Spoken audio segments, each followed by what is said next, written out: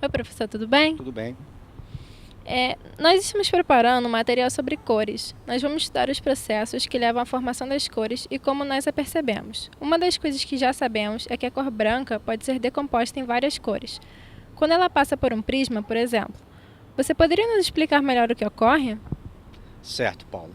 É o seguinte, a gente tem que lembrar que o espectro eletromagnético envolve uma gama muito grande de energias, vindo desde a radiação gama, que são energias muito elevadas, até o micro-ondas, que são radiações que envolvem energias relativamente muito pequenas.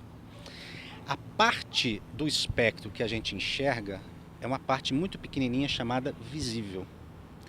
E essa parte visível, que justamente tem esse nome porque a gente enxerga, ela é composta por várias frequências, por um conjunto de frequências, na verdade. E cada frequência tem uma cor característica. Quando essas frequências estão combinadas, você tem então a composição delas, você tem então a luz branca. Quando essa luz branca é passada por um prisma, a gente tem que lembrar que o prisma, por exemplo, pode ser feito de quartzo ou de vidro. Ela sai de um meio, que é o ar, e passa a trafegar num outro meio mais denso, que é o vidro. Então há uma mudança de índice de refração.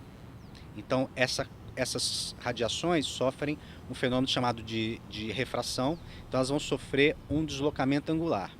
E esse deslocamento angular varia em função da frequência da radiação. Então, se a luz branca é composta por várias frequências, cada frequência dela vai sofrer uma dispersão angular diferente. Então, você tem a luz branca entrando no prisma, cada cor que compõe, cada frequência que compõe essa radiação branca vai sofrer uma dispersão angular diferente, então você vai ter a decomposição das cores que compõem a luz branca.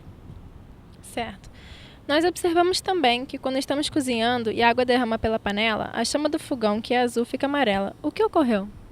Nesse caso, a gente tem que lembrar que quando você cozinha alguma coisa, você colocou sal de cozinha na água, que é cloreto de sódio.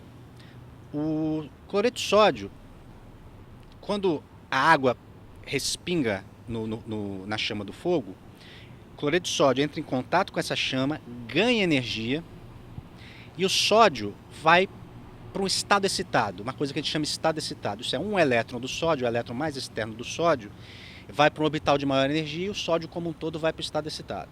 A gente tem que lembrar também que tudo que ganha energia tem que perder. Então, quando o sódio retorna para o estado fundamental, que é o seu estado de menor energia, o elétron volta de um orbital de maior energia para um orbital de menor energia, ele volta emitindo luz. E essa luz para o sódio tem uma cor característica, que é amarelo, que é proporcional à distância energética entre o orbital de maior energia do sódio e o orbital de menor energia do sódio. Isso é, o sódio no estado excitado, a energia do sódio no estado excitado, menos a energia do sódio no estado fundamental. Então essa diferença de energia dá aquele valor característico de 500 nanômetros, em torno de 500 nanômetros, para a luz amarela do sódio. E isso tem alguma coisa a ver com os fogos de artifício? Nos fogos de artifício, o princípio é o mesmo. Então, quando você dispara-se os fogos de artifício e eles explodem, a pólvora explode, a pólvora transmite energia para um sal metálico que foi incluso na composição da pólvora, na composição dos fogos de artifício. Então, a energia da explosão da pólvora é transmitida para esses metais vão para o estado excitado, retornam para o estado fundamental emitindo radiação. E dependendo do metal, você tem radiação emitida em cores diferentes. Por exemplo, o rubídio dá uma cor vermelha, bem intensa. O sódio dá uma cor amarela e assim por diante. E as substâncias, as tintas, as coisas em geral, por que umas são brancas, outras vermelhas, outras amarelas, negras e por aí vai?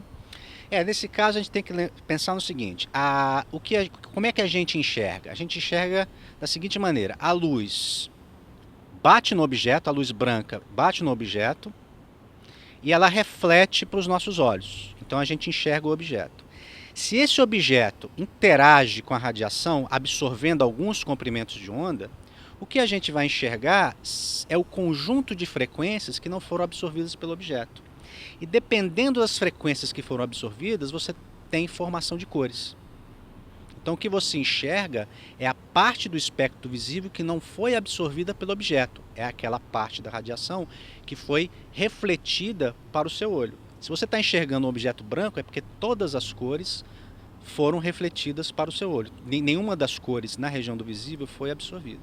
Se você enxerga vermelho, é porque algumas cores foram absorvidas, alguns comprimentos de onda foram absorvidos, ou frequências, e você está enxergando aquelas características do vermelho que chegam aos seus olhos.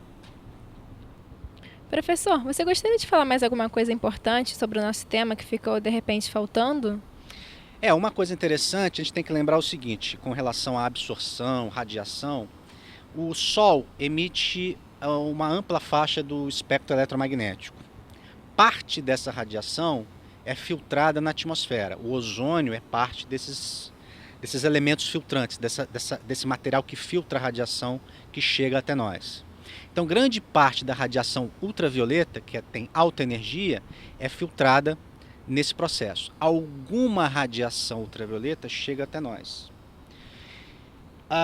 Inclusive se divide essa radiação ultravioleta em um VA, o VB e o VC, vocês já devem ter ouvido falar sobre isso.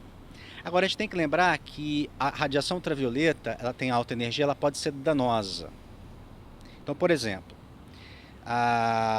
os nossos olhos, a nossa pupila, ela se ajusta de tal maneira a fazer com que radiação suficiente chegue nos nossos olhos, suficiente para a gente poder enxergar alguma coisa. E nesse ajuste da pupila, parte da radiação ultravioleta que chega na Terra e consegue chegar na Terra é filtrada, impedindo com que essa radiação chegue na nossa retina e queime, danifique a nossa retina.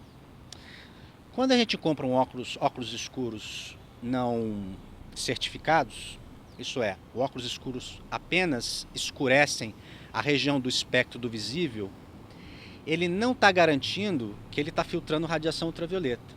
Então, a córnea, a pupila, ela se sente confortável por causa da diminuição da intensidade da radiância da radiação do visível, então ela abre, e ao abrir, ela recebe essa radiação ultravioleta que não foi filtrada pelos óculos. Então, quando você compra óculos escuros, você tem que comprar um óculos certificado para garantir que também a radiação ultravioleta está sendo filtrada. Senão você pode danificar a sua visão. Obrigada, professor. Disponha. Obrigado.